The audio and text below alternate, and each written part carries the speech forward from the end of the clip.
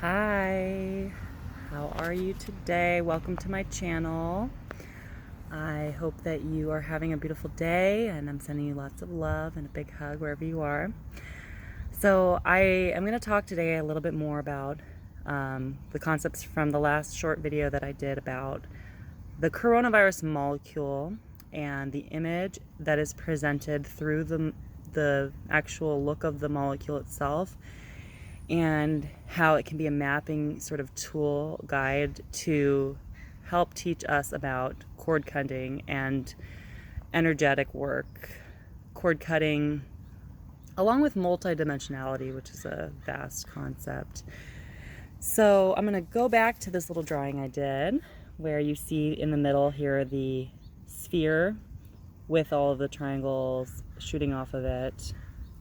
And I also see the molecule represented with knots in place of where the triangles are. So either way, we can use both images as representation. So you get an idea here. Each little shoot off to a knot or a triangle.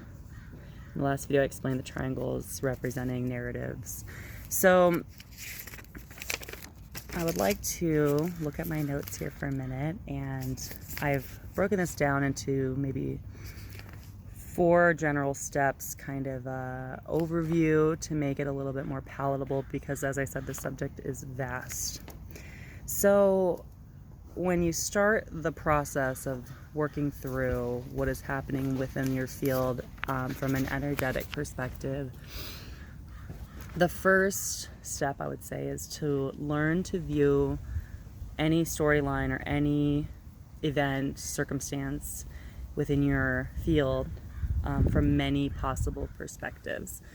And so we live in a dualistic sort of universe reality. You know, there's a lot of, it's like the black people versus the white people, or the Republicans versus the Democrats, or the men versus the women. You know, there's a lot of ways you can see duality playing out within our society. But generally speaking, when you get into the layers of the duality, there are many different perspectives all playing out together at the same time. And so I would say the first step is see if you can see it from both sides. When I was in high school and I was president of speech and debate class, we'd always have to debate both sides of a thesis or a prompt, right? So you start with being able to see both sides, argue both sides. It doesn't matter whether you agree with the side that you're seeing the perspective on or not.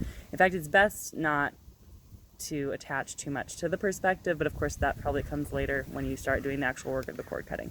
So the beginning step, see as many perspectives as possible. Work your imagination as much as you can to really break outside of any paradigms you're in, to start seeing where you could make the case for another argument. As ridiculous as the argument may seem, actually isn't so important. It's more, can you make a solid foundational argument for something, even if it seems crazy, in order to help your imagination work through breaking out of a certain paradigm. That's the first step. If you've decided the answer and you're stuck in a paradigm, you are not going to be able to move into multidimensionality. It won't happen. You're in singular dimensionality, stuck in one paradigm. Okay? So anytime you feel triggered, a triggering event can be pain that is associated with your physical body, such as cutting your finger, stubbing your toe, that triggers a response. Or a triggering event can be psychological or emotional.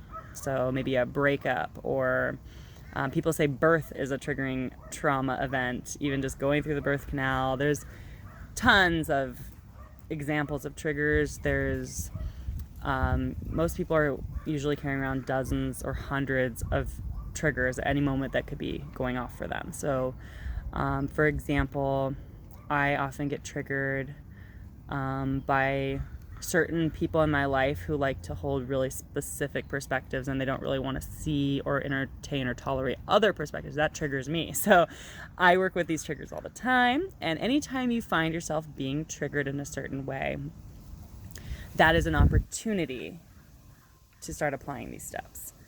There's a lot of people who have done wonderful work on trigger videos, and maybe that's something I can get into next on a different video, but I'm going to try to keep it somewhat reined in for this point. So first, step one, see all possible perspectives, even if you think they're ludicrous and can't agree with them.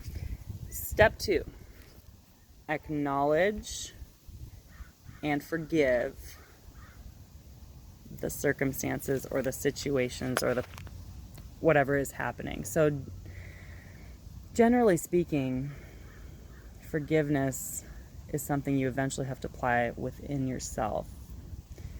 Forgiving yourself for how you're reacting or how you're allowing yourself to be triggered, and maybe it creates a reaction in you that you then have to apologize for or make amends with, or there's a karmic backlash of some sort. There's something you have to resolve later, and you start to recognize in yourself where you're actually kind of working against yourself. And so forgiveness of yourself, that's step one, holding forgiveness and space for the concept that everyone makes mistakes, everyone,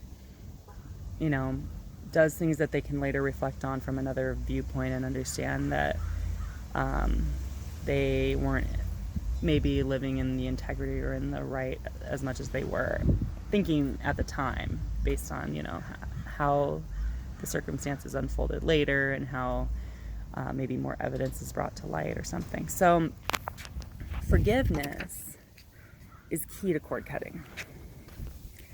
And forgiveness of yourself or forgiveness of an other, if there is an other in the situation. So let's use a sort of more straightforward example, like an ex, for a good example to start with. So say you've broken up with somebody, but you still feel as though there could be a connection, or there's still, you're still not really ready to move forward. You're not really ready to let go of the idea. You're still in love with this person. But for whatever reason, you can see that there really isn't going to be any reconciliation in the future. You know deep in your heart that you need to move beyond this relationship and that it's run its course, even though your heart is still feeling attached and entangled energetically with this other person. So that is a cord. And there can be many cords associated with one individual person. Perhaps you have cords relating to an event with them, like you have a child with them. So there are a bunch of cords relating to the child. Or maybe you have shared property, and so there are cords there that you have to work through in order to detangle your entanglement with that other person. So that would be working, to dissolve shared property, etc. Maybe you simply feel hurt by the way you were treated. Maybe you were abused. So you're still grappling with the emotions surrounding that. Maybe you feel as though it was your fault that you were abused. So you feel as though you've done something wrong and can't forgive yourself. Or maybe you feel as though you didn't do anything wrong and this other person was a horrible abuser, but then it's hard to forgive yourself for putting yourself in that situation and allowing the abuse to continue. Or maybe you're having a really hard time just forgiving the other person for how they were the perpetrator towards you. So either way, it doesn't really matter. The context, what does matter is, where are you still holding on? Okay? Wherever you're still holding on to something emotionally speaking and still continue to be triggered by this ex, is a boundary you haven't put in place. So cutting the cord is literally putting up that boundary. So again, back to the molecule, where you see these triangles shooting off of the orb. And I talked in the last video about the concept Phil Good talks about of be a dot. What he means is you're cutting all of these triangles off of your orb. Each triangle can represent a story, a narrative you're telling. So the triangle, the example I gave, because I was speaking more in terms of current events, was the victim, perpetrator, justice triangle. There are other triangles. A triangle demonstrates the stability of a narrative or the story. The more stable the energy of a story is, the more able you are to attach yourself to the storyline. Because if a storyline isn't very stable, it really doesn't make sense, and it will dissolve into your psyche as something that you're going to discard because it doesn't make sense, you can't apply it, so it won't stick. If something does make sense, you can internalize it, you can emotionally attach to it, and it will become part of what you're working with through your psyche and your experience emotionally on the planet. So that's why I loved the triangle imagery. But again, if you're using the knot example instead of the triangle, a knot is a beautiful example as well, because we talk about the way that knots are stored within our meridian lines. If you don't know what meridian lines are, you can look this up on a chart on Google very easily. It's energetic lines that run through your body that connect all the way through your entire body field. And depending on where the emotion associates within your body's field, you can develop energetic blocks in your body. Knots sort of is how we talk about it. If this is a very new concept for you, this may seem very outrageous, but consider, when you get a massage and you have knots in your back, that is tension that your muscles essentially tense up and create this knot in your muscle of your back. Well, that tension is coming from something else. So say you're stressed out, maybe because of work or some sort of personal situation, and you feel like your shoulders and your neck and everything are all tensed up, and you can't seem to relax or release that tension. It can lodge. The emotion and the emotional energy from what you're experiencing physically can lodge into your body, and it can stay. Okay. In yoga, we work a lot with the psoas, because that is known to be an area energetically where emotions will start to build up through the pelvic area. But you can form these knots throughout the entire body. And the knots internally, it's as within, so without, as above, so below. The reflective nature of our reality is such that a traumatic experience outside of yourself can store into your physical body as a knot. Okay? So in your imagination, when you're working through a storyline of a trauma, like I was using the example of an ex relationship, you have physical manifestations in your body that represent that memory. Okay? So using your imagination to revisit the memory, examine all of the perspectives available to the memory, and apply forgiveness for all involved, including yourself, most importantly yourself, but all involved, is key to undoing the knots, to pulling these traumas out of the body, out of the psyche, out of the memory imprint that you carry around daily. So it's having the control over what you are psychosomatically experiencing as you go through your life. Most people don't have this understanding. As a society, humanity's starting to understand and develop these skills.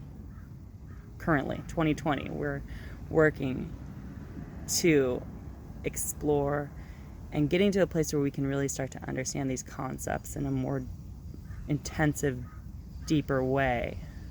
So most people walk around carrying these traumas in their physical body and have no idea. Doctors, medical professionals, to some extent, will identify this in certain ways, in certain kind of compartmentalized perspectives, but there's not generally a strong holistic viewpoint in Western medicine to this effect. So without this knowledge, you're walking around with your physical body being bombarded with energetic imbalances, basically. And a lot of people get overwhelmed by this, and it affects your health in many different aspects. You can become diseased, you can end up seeking out all sorts of medications to assist with the symptomatic effect of these things. So I'm going to take a little sip here. This is my favorite, one of my favorite little mugs by a local potter, D. Collins Pottery. If you watched my last video, I mentioned them too. Important to support the kinds of businesses that you want to see in the world if you want to build the world you want to see. Anyway, so back to the cord cutting.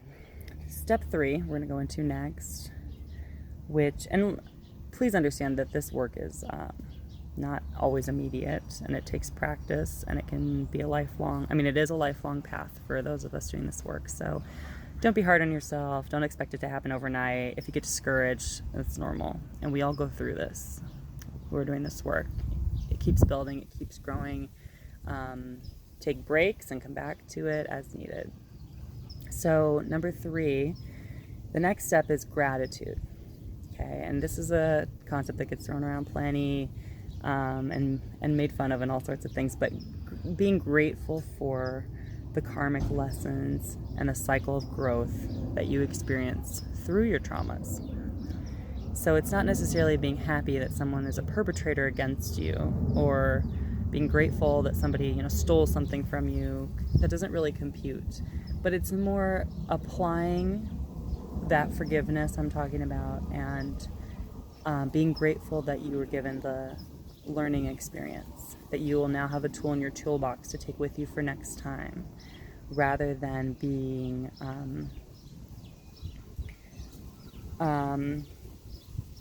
resentful or holding a grudge of some sort towards this person, but instead understanding, that everyone has their blind spots, their downfalls, including you.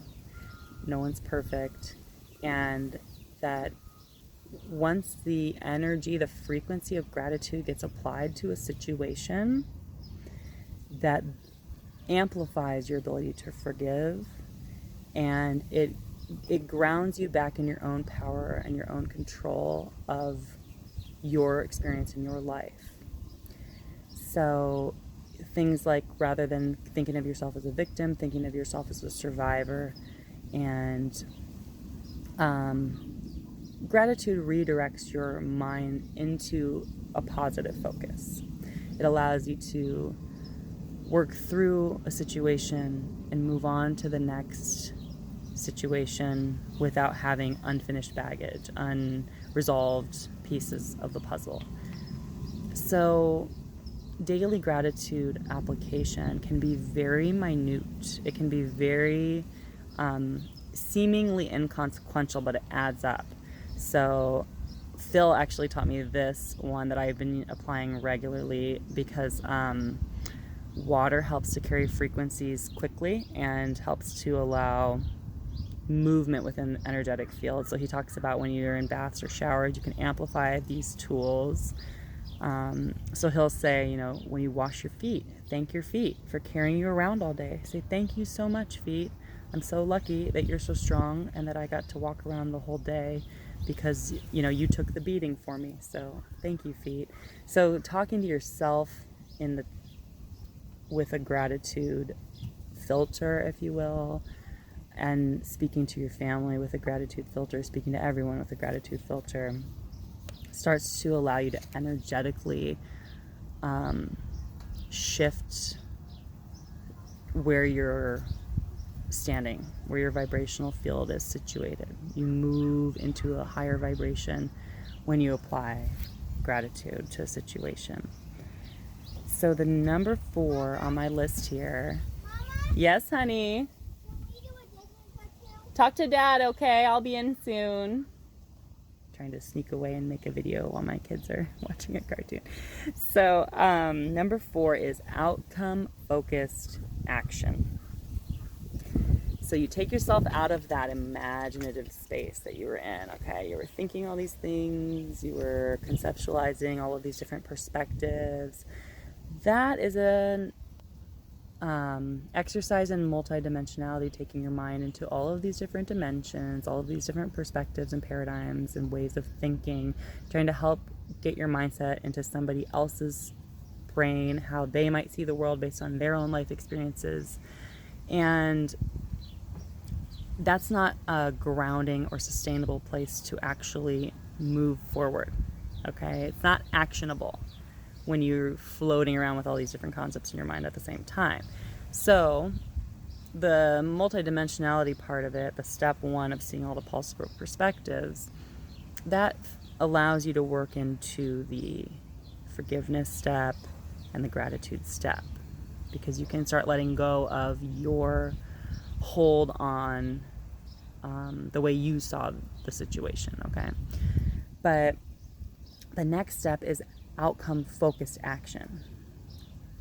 So I often talk about fence sitting, how people like to sit the fence and not take a side, play Switzerland, stay neutral, and that can work in certain situations, but if you're always fence sitting, you are not moving. You're kind of treading water, and you can't build your life and make conscientious decisions and continue reaching for all of the things that your heart and the potential of your life could possibly give you if you are stuck on the fence, not wanting to get involved, not wanting to jump into the game. So step 4 is jumping back into life and focusing on what actions go next. So in the example of the ex relationship, fence sitting might look like staying in a limbo position where you're like still seeing the person and still calling them and still holding out hope that maybe you'll resume the relationship, but you're not really fighting too hard for the relationship because you don't want to seem desperate, but you're still in love with the person and you just can't move on, and so you're just kind of treading water. That's not cutting the cord. Take it from someone who knows. It is keeping the energetic entanglement with that person when you fence it. So you do have to make an actionable response happen if you want to cut the energetic entanglement that you have to a situation. So I think the most obvious or most applicable action item, if you're in a situation where you know the relationship is done but you just can't move on, is to set strict boundaries where you're like, okay, we're not going to call each other anymore, we're not going to see each other anymore, I wish you luck, I wish you love, it was wonderful the time we were together, but we're done. You go your way, I'll go my way, and we don't need to continue to overlap our lives once you've worked through all of the details of that. So that might look like first selling the house you both own together, and then splitting up all of your assets, and then moving into a new place and getting on your feet and making your way in the world, and then saying, okay, we're not going to speak anymore after this particular date unless we have to for some legal reason or something, right? So it might not happen overnight. Again, be patient, be kind with yourself and others, but be clear about what your next actionable item needs to be. So in some cases it might be getting back together. If you've worked through a lot of this cord cutting and then you find yourself, feeling very strongly like, no, we made a mistake and we can work through something, and the other party feels that way too, maybe the next actionable item is going to counseling and figuring out a way to reintegrate into the relationship. I don't know. But sitting in limbo for too long has a lot of negative effects. So that's why we're working on learning cord cutting and learning to work with our energetic field so that we're more autonomous. We don't have as many cords, which are essentially paradigms or storylines or people that are sucking our energy from us because we're serving all of these stories or we're serving all of these people by continuously funneling our energy towards these things, and they're not serving us. It's essentially depleting our energetic field and keeping us in a low vibrational situation because we're not in control of where we're allowing our energy to be funneled towards, because we're unconscious to why we are even entangled in this energetic in the first place. So if you start to feel revenge coming up, like maybe your ex wronged you in some way and you want to get revenge, that will propel you into an action, perhaps. And that action may have karmic consequences. It may not take you in the best vibrational direction, or it may. And so again, applying multidimensionality, so you can look at these different timelines and see, okay, which actionable item is going to end up with which result. Outcome focused action. So reacting with an emotion like revenge to get back at someone because you feel maybe it's just because you're looking at it from your one perspective will most likely take you into a negative consequence situation. Revenge is a low vibrational energy that you're carrying, and it's keeping you entangled in a feeling of not forgiving the situation, not forgiving the person or yourself, not applying gratitude to the experience, right? So you know you haven't really done these steps when you're carrying the revenge energy. And that's, again, a low vibrational energy. How do you know it's low? Well, it makes you feel like shit. It makes you feel sick. It makes you feel angry. It makes you feel wronged. And you think you need to maybe get violent or retaliate in some way. That is generally not going to help you at this point. I mean, the wrong has been done. It's generally going to make things worse for you. So some other, emotions that I wrote down is like jealousy is another emotion that may came up. Maybe the person cheated on you or is in a new relationship and you're feeling jealous. That's a low vibrational energy that is going to keep you feeling like you're worthless and keep you comparing yourself to others, which is generally not going to serve you very well if it's coming from a place of jealousy. And it keeps you, again, entangled in this storyline. So shifting jealousy into gratitude. I'm so grateful that this other person came along and my relationship had infidelity in it, because then I learned that this person can't be trusted, and I would have trusted this person my whole life if that experience hadn't come up. So aren't I grateful that I was given that information and I was able to protect myself and move on to something that will be more full of love for me, and not something that maybe wasn't built on integrity in the first place. And then the next thing I wrote was comparison. So same thing, if you're comparing yourself to somebody else and it's making you feel shitty about yourself, or you feel like somebody else is better than you at something or more desirable than you, shifting that into compatibility. So, if you look at somebody and you think, oh my gosh, they're so beautiful and I'm not as beautiful as that person. Well, first of all, we can talk about the superficiality of these kinds of concepts, but you're not going to vibrationally resonate with another person who all they care about is looks. It's more about what's compatible and serving your field best, versus comparing yourself to somebody else based on what you think society has presented as like the quote best. So when Phil says it's not personal, it's vibrational, he's talking about, where are you resonating? Where is the energy in your field vibrating? And what will be compatible with that vibration? If you're coming from a place of jealousy, you're going to attract jealousy. That's going to be compatible with your vibration. If you're coming from a place of revenge, you're going to bring people into your field who also think in terms of revenge, because it's compatible with your vibration. So owning 100% your autonomy, your authority, means understanding your own frequency, your own energetic field, your own vibration, and standing in the autonomy of what that is versus what you project others may think. And the last thing I wrote down was judgment. Judgment is a tricky word because, judgment can come from that first triangle I spoke about of victim, perpetrator, justice. So the justice is usually the judgment, the judging of who's the victim and who's the perpetrator. But judgment is something that we project based on our perspective. So from one point of view, you can see something and you judge that something happened. From another point of view, someone else sees it and they judge it in a different way.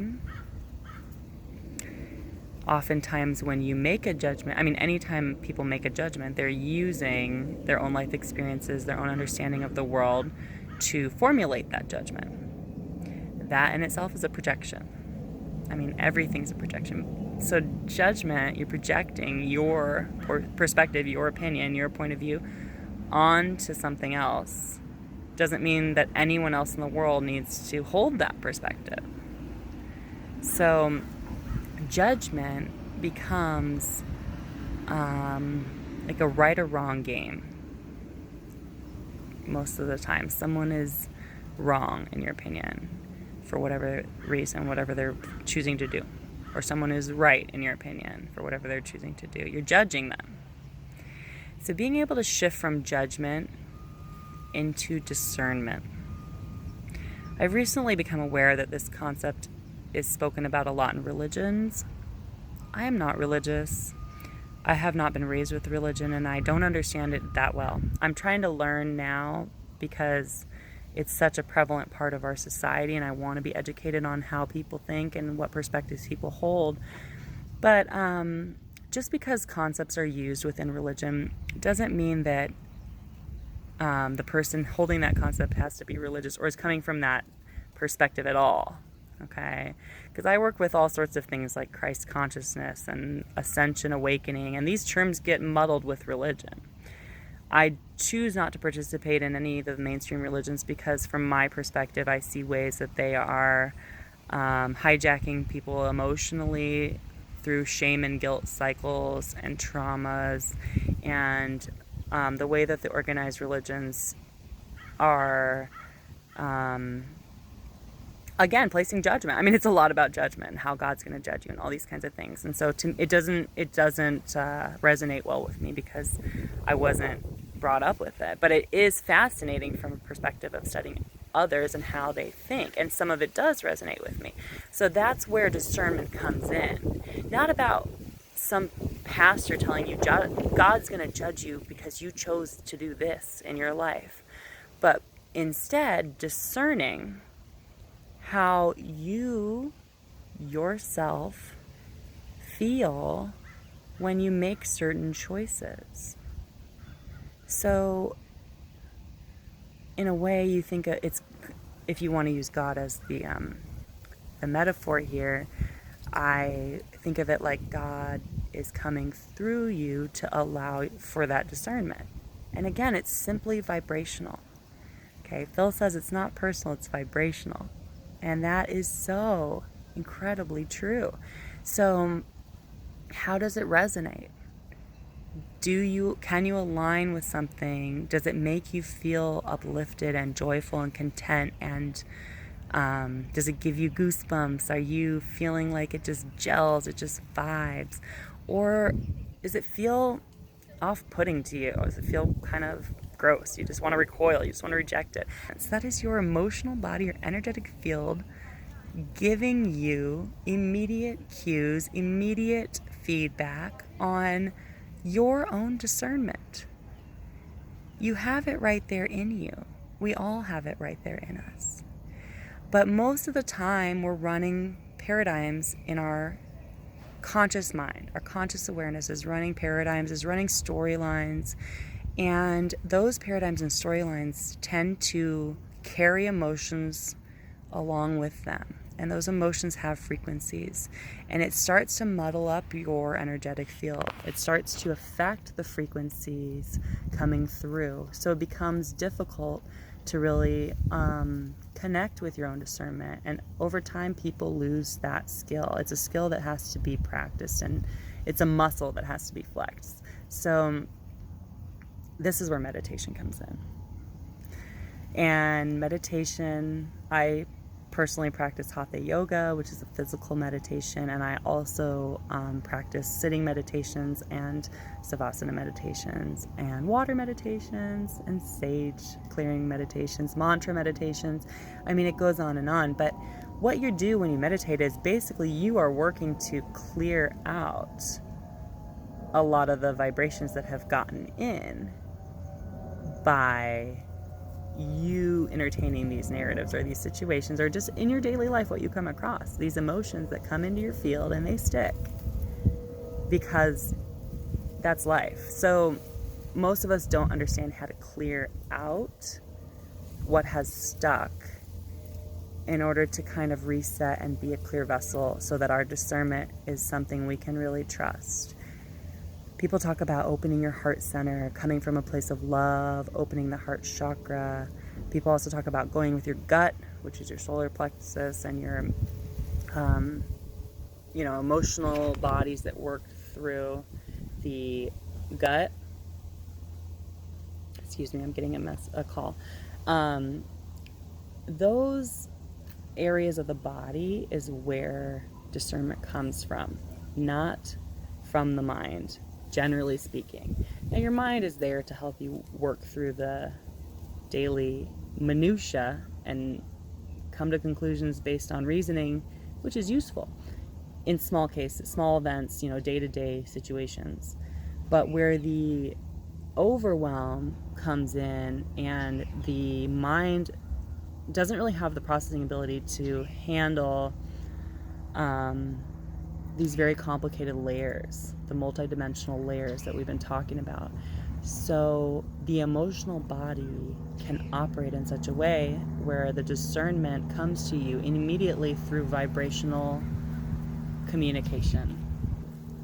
And it is through clearing out the muck that's in your field daily where you enhance and heighten these intuitive abilities. Bikram yoga is the hatha yoga that I have been trained in and I teach, and Bikram talks about flushing your toilet. He says, every day, go to the bathroom. What do? You flush the toilet, clean it out. You don't just let it sit there and pile up and pile up and pile up. So that's his analogy for what our hatha yoga practice does. It flushes your toilet.